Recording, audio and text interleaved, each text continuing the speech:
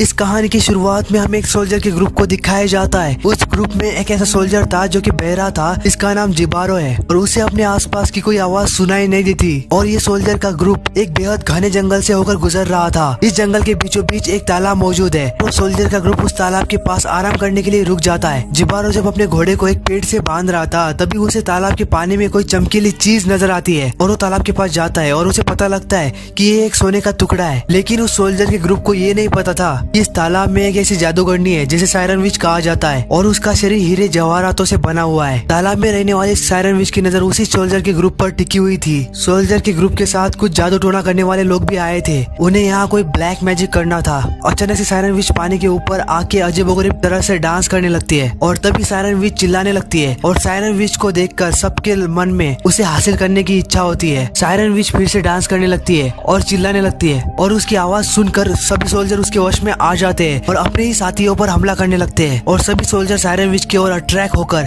उसके तरफ जाने लगते हैं। सायरन विच चिल्लाते हुए डांस कर रही थी और ये सब होते हुए जिबारो देख रहा था। जिबारो को सायरन विच की आवाज सुनाई नहीं दे रही थी, इसलिए वो सायरन के वश में नहीं था। लेकिन बाकी सभी सोल्जर उसकी आवाज से अट्रैक्ट होकर पानी में आगे बढ़ रहे थे। कुछ सोल्जर ने एक दूसरे को मार दिया और जो बचे कुछ लोग थे वो पानी में डूबकर मारे गए। सायरन जिबारो को देख लेती है और वो फिर से चिल्लाने लगती है, लेकिन उसकी आवाज का जिबारो पर कोई असर नहीं होता क्योंकि वो बहरा है। सायरन विच को लगता है कि उसकी जादू शक्तियाँ काम नहीं कर रही, इसलिए सायरन विच परेशान होकर पानी के अंदर चली जाती है। जिबारो को अब तक जो हुआ वो कुछ समझ नहीं आ रहा था और वो बहुत घबराया हुआ था। दूसरी ओर सायरन विच जिबारो को ही देख रही थी और सायरन विच जिबारो की ओर अट्रैक्ट होने लगी थी और सायरन के मन में जिबारो को पाने की ख्वाहिश पैदा हो गई थी। इतना दर्दनाक मंजर देखने के बाद उसकी हालत खराब हो गई थी। तभी अचानक से जिबारो पेड़ से टकराकर बेहोश हो जाता है। थोड़ी देर बाद जिबारो को होश आता है, लेकिन उसे ठीक से खड़ा भी नहीं हुआ जा रहा था क्योंकि अब वो बहुत थक चुका था। वो नदी के किनारे ही सो जाता है और अब वहाँ रात हो जाती है और सायरन पानी से बाहर आ जाती है। सायरन जिबारो के पास आके डांस करने लगती है। दरअसल सायरन जिबारो को प्यार करने लगी थी क्योंकि सायरन को लगने लगा था कि जिबारो के अंदर कोई खास बात है, क्योंकि सायरन का आवाज का जिबारो पर कोई असर नहीं हुआ था। सायरन जिबारो के पास ही सो जाती है। अब जो कि जिबारो बहरा है इसलिए उसे सायरन की मौजूदगी का एहसास नहीं हुआ था। सुबह जब जिबारो नींद से जाग जाता है तब उसे अपने ऊपर किसी चीज का एहसास होता है। जिबारो को पता लगता है कि उसके ऊपर सायरन सोई है। वो उसके शरीर पर लगे हीरे पन्ने को देखकर हैरान हो जाता है। तभी सायरन को होश आ जाता है और वो वहाँ से भागने ही वाली थी। जिबारो उसे रोकने की कोशिश करता है, लेकिन सायरन का शरीर नुकीले हीरे पन्ने से बना हुआ था, इसलिए जिबारो के हाथ में चोट लग जाती है और कुछ हीरे उसके हाथ में लग जाते हैं और ये देखकर जिबारो के मन में लालच पैदा हो जाता है। जिबारो को बस सायरन के शरीर के सारे हीरे पन्ने चाहिए थे और वो सायरन का पीछा करने लगता है जो कि पानी के ऊपर भाग रही थी।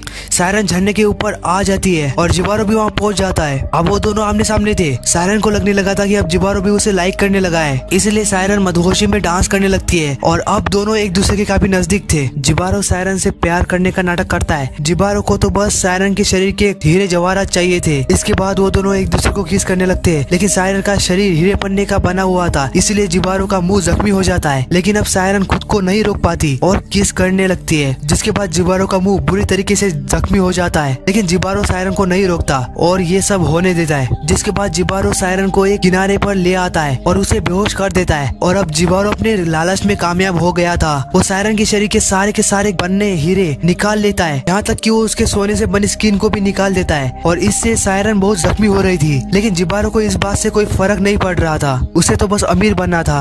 वो सायरन की बॉडी को पानी में फेंक देता है, जिसके बाद हम देखते हैं कि सायरन का सारा खून नदी के पानी में मिल रहा था। जिबारो सारे हीरे जवाहरातों को उठाकर जंगल से बाहर जाने वाला था। दूसरी ओर अब सायरन की बॉडी उसी तालाब में आ गई थी और अब तालाब सायरन विच का शरीर निगल लेता है और अब चारों तरफ खून ही खून फैलने लगता है। जिबारो जो कि अब जंगल से बाहर जाने वाला था, लेकिन उसके बाद जो खजाना था वो बहुत ज्यादा भारी था, इसलिए जिबारो को उसे उठाने में बहुत तकलीफ हो रही थी और वो बहुत थक गया था। उसे पास में ही एक नदी दिखाई देती है। वो वहाँ पर जाके पानी पीने लगता है। तभी सायरन का खून वहाँ पर आ जाता है और गलती से वो पानी जिबारो पी लेता है। लेकिन जिबारो जब भी देखता है कि ये खून है तो वो बहुत घबरा जाता है और उसकी हालत बहुत खराब होने लगती है। थोड़ी देर बाद उसे आसपास की आवाज सुनाई देने लगती है। इसका मतलब उसके सुनने की ताकत वापस आ गई थी और ये सब सायरन के खून के वजह से हुआ था। जिबारो बिल्कुल पागल बन रहा था क्योंकि उसने आज तक किसी भी आवाज को नहीं सुना था। जिबारो जब नॉर्मल होकर यहाँ से जाने ही वाला था तभी सायरन पानी से बाहर आती है और वो खुद की हालत देखकर बहुत दुखी होती है क्योंकि उसके सारे गहने गायब थे। सायरन को इससे भी बुरा तब लगा जब उसे पता लगा कि जिबारो को बस उसके शरीर पर लगे हीरे जवाहरात चाहिए थे और जिबारो ने उसे धोखा दिया है। तभी सायरन को जिबारो दिखाई देता है और सायरन चिल्लाने लगती है, जिसकी वजह से जिबारो पागल हो जाता है और तालाब की ओर जाने लगता है। जिबारो की मेंटल कंडीशन बहुत खराब होने लगती है। ऐसा इसलिए हो रहा था क्योंकि अब जिबारो आवाजें सुन सकता है और अब जिबारो चाहकर भी खुद को पानी के अंदर जाने से नहीं रोक पाता और इस कहानी के अंत में जिबारो भी मर जाता है और जिबारो वहाँ आ जाता है जहाँ पर उसके बाकी सोल्जर साथी थे और सायरन विच भी अपने आप को देखकर बहुत दुखी होती है। और इसी के साथ ये कहानी यहीं पर खत्म हो जाती है। आपको ये कहानी कैसी लगी नीचे कमेंट में जरूर बताना।